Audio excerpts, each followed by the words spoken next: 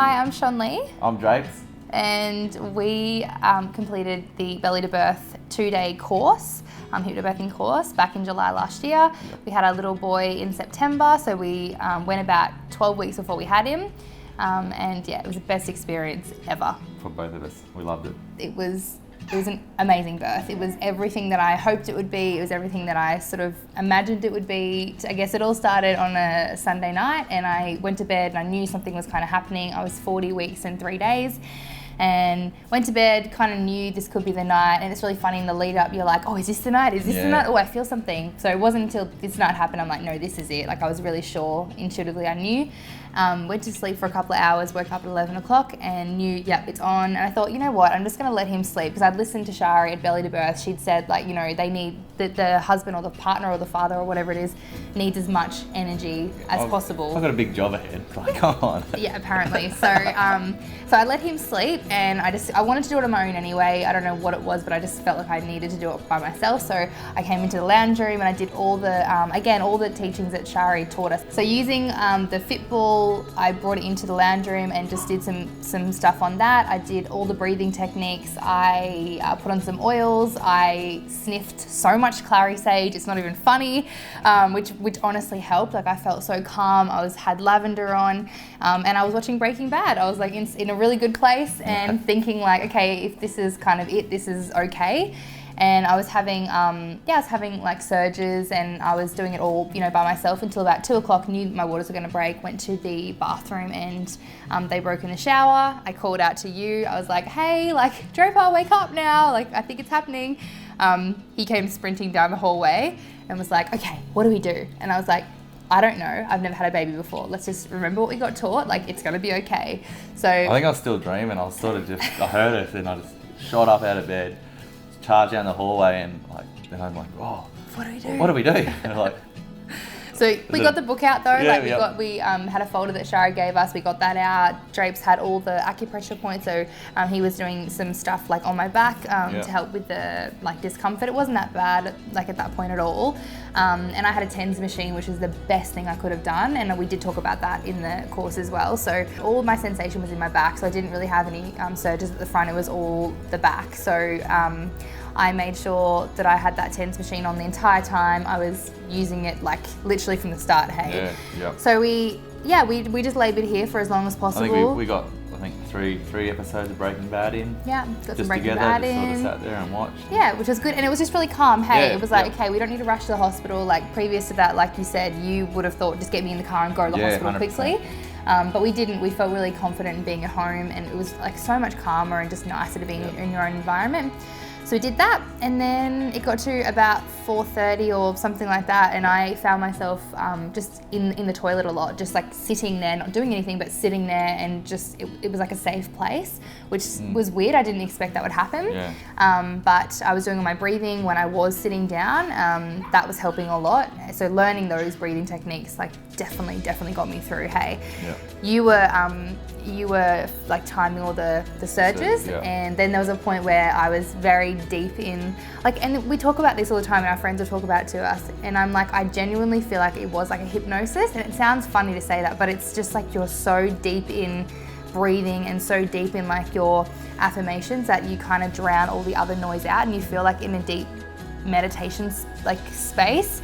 It's such a weird thing, and people are going to be like, I honestly can say Sean's pain threshold is close to the softest I've ever. So low. Like, oh my god, and I don't even think he ever said it was painful. Nah, not once. Didn't talk. Didn't say it was painful. Didn't like, you know, cry or anything. Just was so zoned in, and it was just like we had the affirmations on, and then there was a point where I saw Brent coming down the hallway, and I was like, just go. Like, I need to be on my own. Just move. Just go. And he was like, okay. And I said, go to the toilet. You told me, don't speak to me. I said, don't look at me.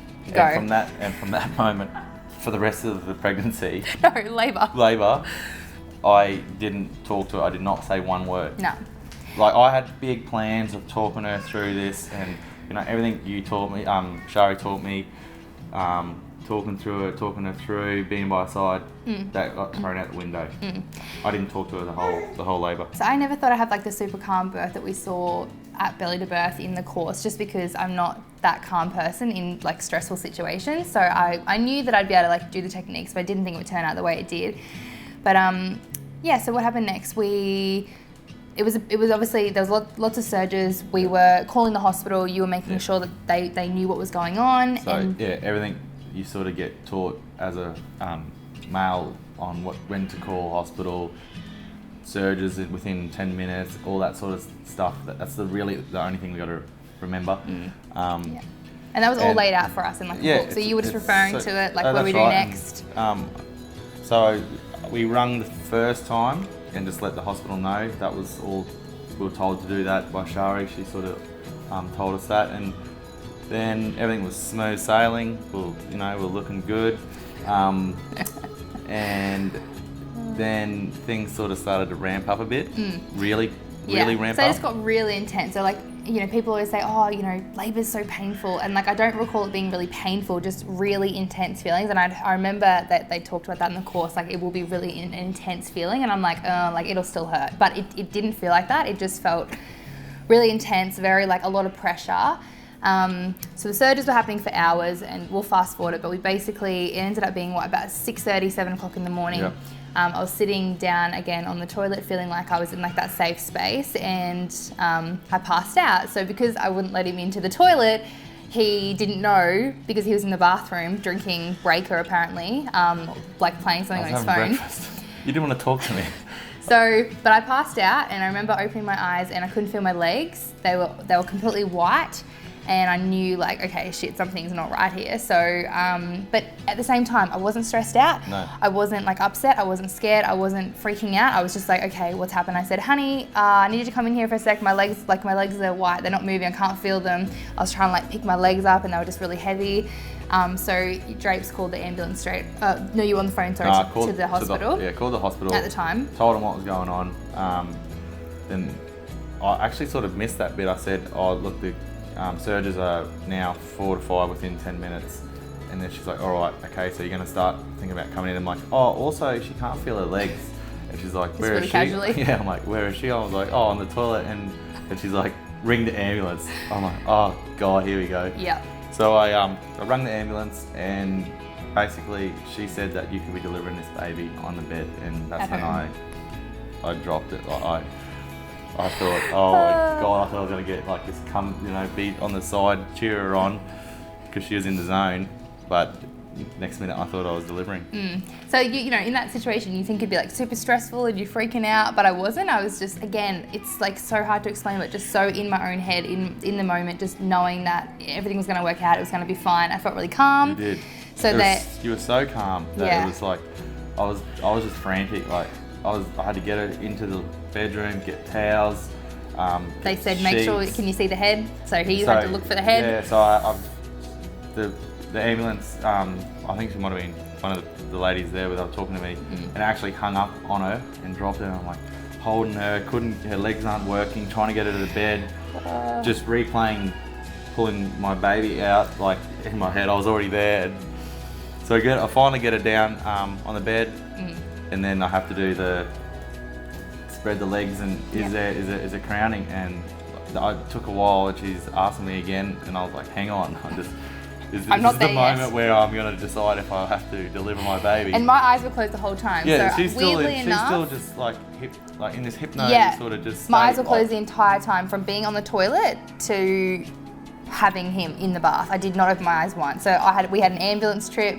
Didn't open my eyes, so I could hear things happening. I could hear them on loudspeaker. I could hear his voice quivering, but I couldn't see what was going on because I just was in this really like interesting, like safe space almost. Yeah. It was like obviously pitch black, so I felt really comfortable. And I remember her saying, "Okay, so can you see the head?" And then nothing happened, and I'm like in my head, "What's he doing?" And then she's like, "Okay, you need to really have a look now." So anyway, looked for the head. There was nothing there. It was fine. Paramedics turned up.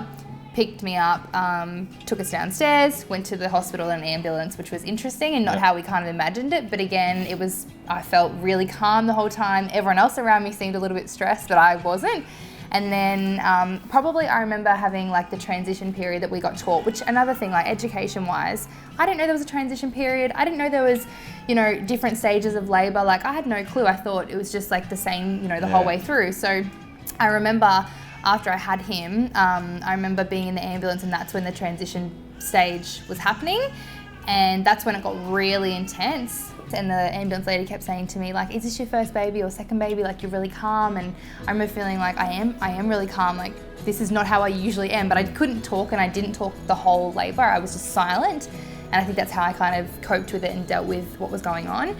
And Draper was in the front talking about the football grand final that was happening that night, which was, I could hear that in my head, and I was like, is he actually serious right now? No, the ambulance driver was calming me. That's what he was doing. He was secretly just calming me down. And we forgot to tell the funniest part of the story. So when we got brought down the stairs, I was in a stair chair or whatever it's called, trying to get me down in the lift, and I remember I had like a bra on, and I didn't have anything else from the waist down because I'd obviously been here labouring on my own, and I wasn't expecting to go on an ambulance anytime soon. And when we left, they said to him, grab something for her to wear, and he grabbed a sarong that I was going to wear in labour, because I remember in the course they'd said to me, so I packed my bag, like they'd said, bring something that will make you feel comfortable and like you're at home. So I had my sarong ready to wear. He wrapped it around me, and we live on the Gold Coast Highway. And the sarong fell off me on the Gold Coast Highway in the morning when there was so many cars and traffic around. I was fully naked on the highway and in my own hypno space, and I didn't even care. Eyes were closed, hand face, and he says he walks out, looks at me, I'm just standing there really calmly naked while two people are holding me up, and he reckons the look on my face, like I was so calm and in my own head that he was like, what is going on? Like, who is this woman? Like, get something around her, will you?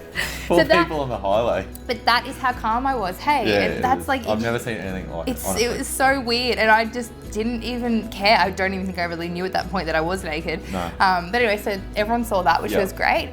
And then, we got to the hospital. They took us through emergency. I remember hearing like lots of noises and people and doors opening and stuff, and they got us into the room, and it was really quiet. And I remember thinking like, cool, like I'm in my space now. This is like where I've wanted to be. Yep.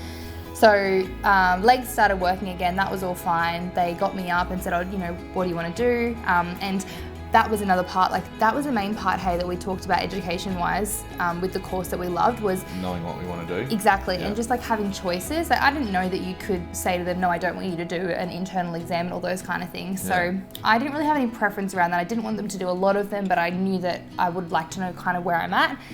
So the midwife, there's only two ladies in the room, opened my eyes, and she said to me, I'm Jacinta, am I able to do a internal vaginal exam? And I was like, yeah, okay.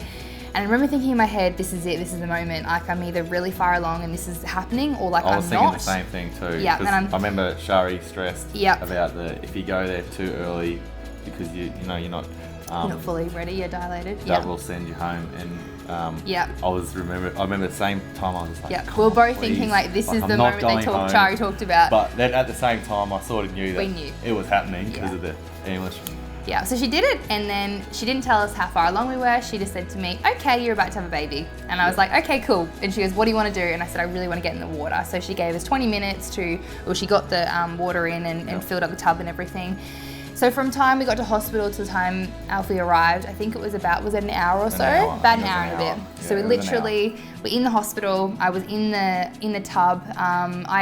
I went to one part of it, and I remember seeing like one corner of it and just going like, that's it, that's where I'm going to do it.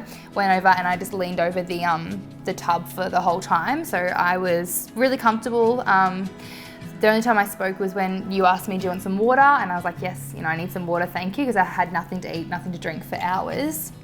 Had some water, and it was just quiet. It was just silent. They didn't talk to me. We had a birth plan or a preference that we'd been given from belly to birth, but we didn't get to use it because in all the stress and the mayhem of getting in an ambulance, Draper had forgot all our bags. So he'd brought his own car keys, but he didn't have a car there. He'd forgot my phone, and that was a bit stressful. So we didn't have any plan, but they just knew, like they looked at me and must have gone, we know what kind of a birth that she wants. Yeah. So they, the midwife, didn't speak to me the whole time. She was just kind of like, you were communicating a little bit, but it was really quiet. We had a little bit of music on the background. I wanted to do my oils and stuff, but there was no time. And what happened? We pushed, he came out in less than an hour. So it was very calm, very quiet, and very like relaxing almost to the point where in between the surgeries I was asleep. So there's photos of me fully asleep in the bath, head over, and I'm fully passed out. And I remember waking up and being like, okay, another one's coming now, this is good. And that part was the part that was like the most empowering, because there wasn't any pain associated. It was just like a very intense feeling of pressure. And then I said one thing the whole time, which was, I was like, is that the head? Because I felt that something was happening. And she was like, nope, you're not there yet, close though. And I remember in that moment going, okay, that could really set me back. But I just kept pushing, like, no, it's almost there. Didn't you say here. something like, oh no, I've got this?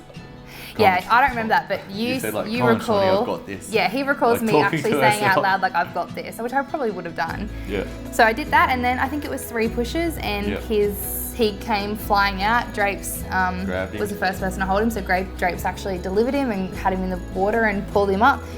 And there was a lot of crying and a lot of emotions, and it was amazing. And then I turned to you and I was like, so I want to do that again. That was epic. Like, I loved that whole experience. It was. I enjoyed it. I actually really enjoyed the whole experience. Yeah, and then the hard part for us was that Alfie was taken to special care just because he had really low blood sugars. So that happened about 3 hours later. So we're on this incredible high because it went so well and we were so happy and he was so healthy and everything was all good. And then it was like, oh wow, okay, like this has happened. The good thing about that was, again, we knew we had choices and we were more educated to ask questions like, hang on a second, like what's that needle for? And like, what are you doing there? Whereas previously, I think we would have just been like, just do whatever, like we wouldn't have known to ask. That's what we've been taught to do. We've been taught to just, they're the hospital. Just let them do what they do. But we asked a lot of questions and, but yeah, even so, even though we're in that position where he was in special care, he was there for 5 days, that was tough. Definitely nothing compared to what other parents they were going through. But when you don't know what's happening to your baby, you're like, oh, is this really bad? But again, just calm, weren't we? The whole time we weren't stressed, we weren't calm, we weren't frazzled, we were just trying to be really calm for him, I guess. And yeah, 5 days later we came home and it's been awesome ever since, hey? And yeah, it was amazing. Like hypnobirthing is just, it's fully changed my life. It's made me like a much, which it might not seem like that, but it's made me a much calmer person. I'm really calm when it comes to my work now. Our relationship is just different almost. And you said to me, since becoming a mum, you just changed so much, you're so much more relaxed, and I genuinely think it started with hypnobirthing. Yeah, we haven't stopped practicing it really. Yeah, just do it. Deep breaths. Part of our life. Yeah, deep breaths, and every morning it goes on the car by accident. Bluetooth comes on every morning and I'm like, oh, there I'm back in the tub again. Like it's so, it takes you right back there. But yeah, definitely like could not recommend it more. Hey, it was the best thing that's ever happened to us.